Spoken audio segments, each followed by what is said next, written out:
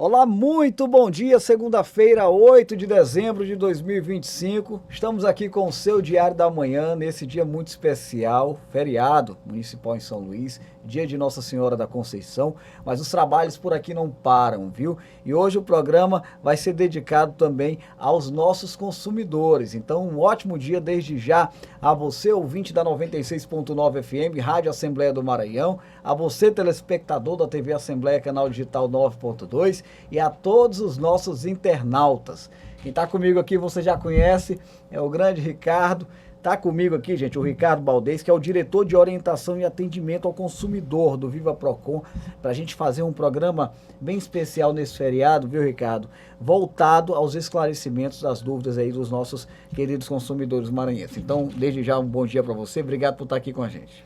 Bom dia a todos. Obviamente um feriado, mas é um feriado para a gente tirar muita dúvida do consumidor maranhense. Então, manda as perguntas para cá que a gente está ansioso para responder. E eu estava até comentando nas edições anteriores do Diário da Manhã, ô Ricardo, que muita gente aproveita o feriado já de repente para antecipar até as compras de Natal, não é verdade? E a gente sabe, a FEComércio divulgou que o comércio está funcionando normalmente nesta segunda-feira, né? Tanto no shopping quanto as lojas de rua, a coisa está fluindo, então tem movimentação aí nesse sentido.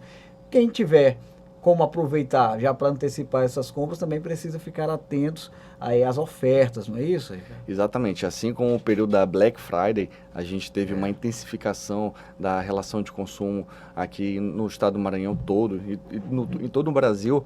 O consumidor ele precisa redobrar a sua atenção, exatamente para ele não cair naquelas compras que são às vezes parceladas, tem muitos juros, e o consumidor ele pensa que está comprando em promoção, mas às vezes ele está pagando a mais.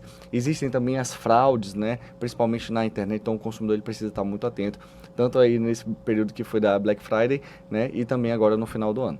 A turma aí aproveita o fim de ano aí, tem um excesso de ofertas, tem que ficar bem esperto. Mas bora lá. A Camila Reis, lá da Coab, ela mandou a pergunta seguinte: eu comprei o ingresso para um show que já foi adiado 3 vezes, que transtorno, hein? Eu tenho direito ao reembolso? São 3 remarcações, é complicado, viu, cara? Pronto, nesse caso dela é importante porque a gente está no período festivo, né? Então existem vários eventos e aí o consumidor ele não precisa que aconteça 3 remarcações de um determinado evento. Obviamente ele contratou, ele comprou algum evento específico, então ele vai ter direito à primeira remarcação, já ele já pode cancelar aquele contrato, que é um contrato, a compra de um determinado evento, ele solicita o reembolso integral daquele valor e não precisa ser em 60 vezes não. O consumidor tem direito a exigir o pagamento, o reembolso imediatamente. Interessante isso aí, porque você imagina, eu comprei um show para esse domingo, aí o show adia para o outro domingo, eu não vou estar em São Luís, aí o consumidor não pode ficar prejudicado, né? E às vezes, não só esse consumidor aqui do município, né, mas o consumidor que às vezes ele compra, vai ter um evento grande, ele compra para outro estado e aí ele se organiza todo com hospedagem e tudo mais, e aí às vezes ele não consegue realmente remarcar esse compromisso, e aí por isso que o Código de Defesa do Consumidor garante que quando o consumidor ele for remarcado um determinado evento, ele vai ter direito a esse reembolso imediato, tá? E não precisa ser 60 dias. O consumidor, mesmo que ele pague no cartão de crédito, ele vai ter direito a estornar aquele valor imediatamente para a sua fatura. Bacana. Falar em show aí, tem uma expectativa boa aí. Guns N' Roses, hein? São Luís, exatamente. É nessa referência que a gente faz. O consumidor, às vezes, ele vem de outro estado, né? Se organiza tudo e se eventualmente for remarcado, aí ele realmente tem direito a esse reembolso. Legal, vamos lá. Jefferson Leal, a quem eu já agradeço, lá do São Cristóvão. Obrigado, Jefferson, pela pergunta. Ele diz o seguinte: o meu plano de saúde aumentou a mensalidade alegando reajuste por faixa etária, mas não apresentou documentação. Como saber se esse aumento é legal? E aí? Pronto, o Jefferson fez uma pergunta que realmente é muito difícil para o consumidor entender. Esse tal de reajuste por faixa etária. Dentre os planos de saúde existem várias modalidades, mas as duas mais famosas, os 2 reajustes mais famosos são o reajuste por faixa etária, que é esse que ele está perguntando, e o reajuste pelo aniversário do contrato. Certo. Então, nesse caso do reajuste da faixa etária, é importante destacar que toda vez que existe um reajuste, o plano de saúde ele precisa informar ao consumidor aquele cálculo. O consumidor é sempre a parte mais vulnerável daquela relação de consumo. Às vezes nem ele vai entender o cálculo. Sim. Então é por isso que é importante que o consumidor, todas as vezes que tiver dúvida e quiser entender que foi uma cobrança indevida, ele manda para o PROCON.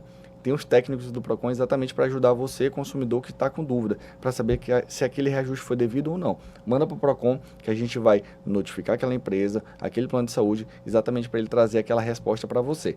No caso do reajuste por faixa etária, geralmente nos contratos de plano de saúde, são contratos de plano de saúde individual e familiar. E nesse caso, dentro do plano de saúde familiar individual, são 10 faixas etárias. Então, nessas 10 faixas etárias, precisa realmente respeitar o percentual que é o estipulado para poder fazer o reajuste. Se passar disso, aí o PROCON intervém e volta para resolver. Oh, legal, então, são 2 serviços aí que o PROCON oferece, né? Ele principalmente passando inicialmente essa consultoria, né? Olha, tá certo, então não tem muito o que reclamar. E se não tiver certo, aí vocês vão entrar com algum tipo de medida para poder proteger o consumidor, não é isso? Exatamente, a gente notifica eles para poder apresentar a resposta e a gente solucionar o problema do consumidor. Muito bem. Vamos lá. A Silene Alves, moradora do Maranhão Novo, ela pergunta o seguinte: lojas comerciais podem proibir estacionamento de não clientes em frente aos seus estabelecimentos? A gente sabe que essa é uma prática que ainda ocorre. Às vezes a gente chega ali e já tem um aviso, olha, estacionamento apenas para clientes em compras. Esse tipo de aviso, esse tipo de prática tá dentro da legalidade? Bom, a gente primeiro precisa destacar o que é propriedade daquele estabelecimento comercial Certo. ou não. O que é muito comum, geralmente nos centros de todas as cidades, aqui em São Luís, ou em toda a cidade do estado do Maranhão, é que nessa região, onde obviamente tem menos espaço para estacionar, eles se aproveitam da via pública, os estabelecimentos comerciais, para garantir que aquele espaço seja somente para aquele estabelecimento. Mas se for via pública, isso não existe. Aquele estabelecimento comercial, ele está fazendo uma prática abusiva. Isso está previsto lá no Código de Defesa do Consumidor. Então, se eventualmente o consumidor for proibido de estacionar na via pública, o estabelecimento comercial está cometendo uma prática abusiva. É diferente se eventualmente for dentro daquela propriedade, ou seja, até dentro da calçada, né, ou seja, dentro da propriedade do estabelecimento comercial, aí sim, ele tem o direito a restringir o acesso somente para os consumidores que forem utilizar aquele estabelecimento comercial. Isso porque existe uma súmula, a súmula 130 do STJ, que garante se eventualmente ocorrer algum furto, algum dano ao veículo dentro desse espaço, que é o estacionamento do estabelecimento comercial, o consumidor ele tem direito a receber a reparação, tanto do furto quanto do dano ou algum tipo de situação, porque dentro daquele espaço tem que ter garantia de segurança para aquele consumidor. E sobre isso nós inclusive noticiamos, esse ano, tem pouco tempo, uma condenação contra uma agência bancária.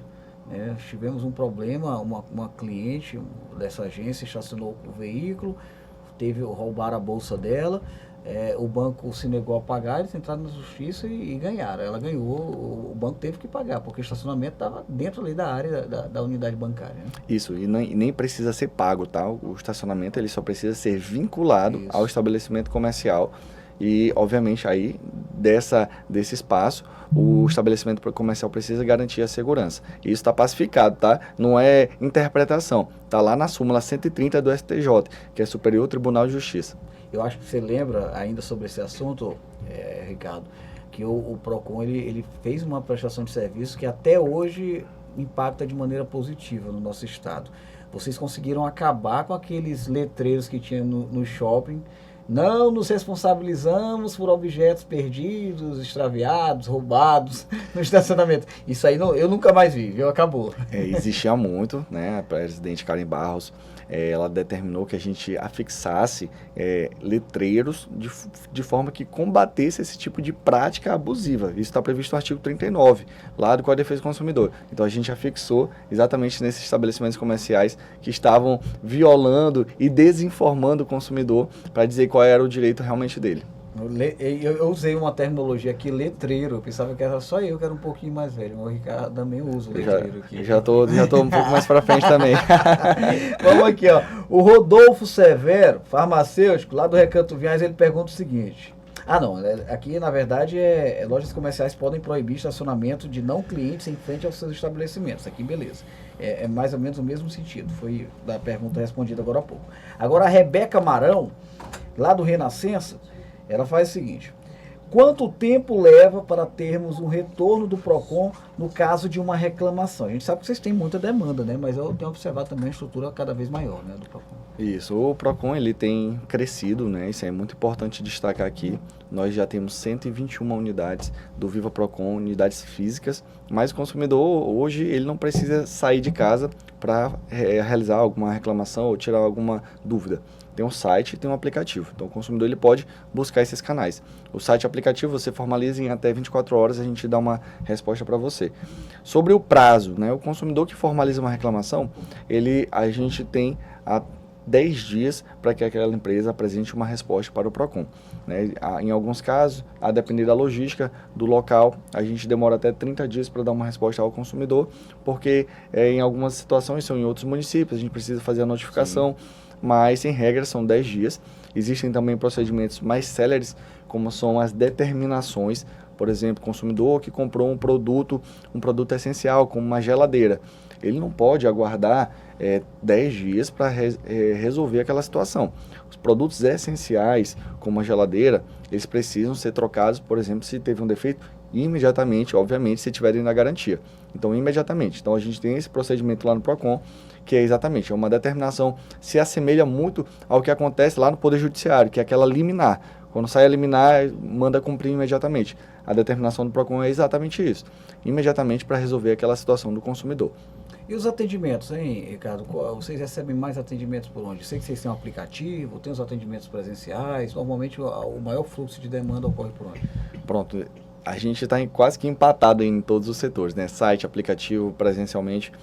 Nas unidades é feito por agendamento, mas o consumidor que chega lá, a determinação da presidente Karen Barros, o consumidor chega lá e ele vai ser atendido. Ele nunca vai ter o atendimento dele negado, então ele pode, de fato, buscar o PROCON para formalizar sua reclamação. Obviamente no site, no aplicativo também, a gente recebe denúncias de todo o estado do Maranhão. Nosso polo é aqui em São Luís, mas a gente recebe a demanda de todo o estado do Maranhão e tem muita demanda lá para a gente formalizar, e a gente tem esse prazo aí, a meta da presidente Karen, 24 horas para a gente formalizar a reclamação. Muito obrigado, Ricardo. Mais uma vez, obrigado pela parceria, o Tribuna do Consumidor aqui no Diário da Manhã. Nosso abraço a todos os seus colegas profissionais lá. Um ótimo feriado de segunda-feira para vocês.